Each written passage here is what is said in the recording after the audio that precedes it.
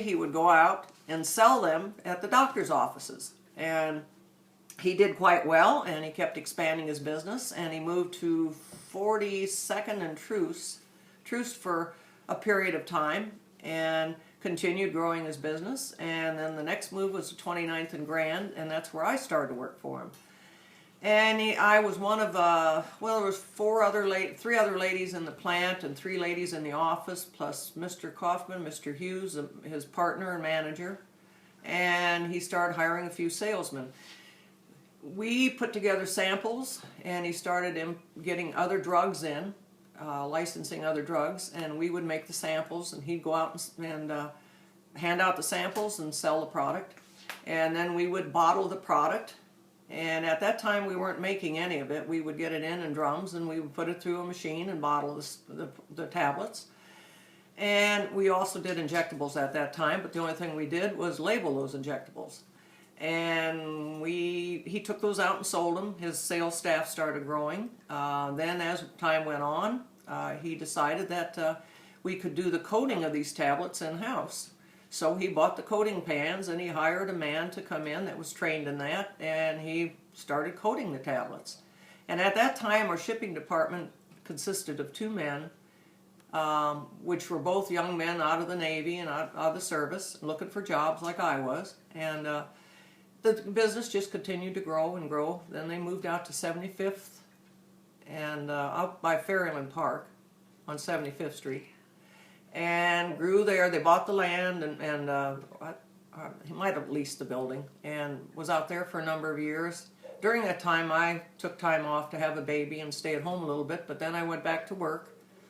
And I actually worked for the company 4 different times. The 4th time, Mr. Hughes told me that he would only hire me back on one condition, and that was that I stayed till I retired. And I said I would.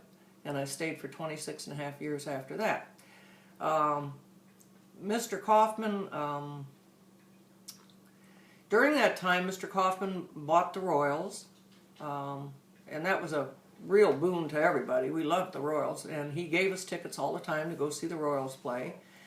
And the company kept growing and growing. He started a profit-sharing program for the employees because he wanted them to be treated better than what he was treated. So a certain percentage of the profits went into a profit-sharing fund for us every year toward our retirement.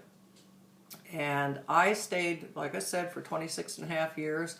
I was able to retire in 1989 with a comfortable retirement, and it's still taken care of me 25 years later. I'm still enjoying my retirement. And what age were you when you retired? I retired at the age of 49, which is almost unheard of. Most people don't get to do that, but I was very lucky. Back in 1989, Dow Chemical came along, which was 2 years after the stock market crashed in '87. And I thought then, in 1987, that my profit sharing would never grow to be big enough for me to retire on, and that I'd probably spend the rest of my life at Marion. But 2 years later, Dow Chemical bought Marion Laboratories and offered us twice the amount the stock was worth. So at that point is when I said, wow, I can retire. And so I did do that. I talked to some financial advisors, and they said, why are you working? Why don't you retire? And I said, I think I will. So I did do that, but I want to say that because I was just a young kid,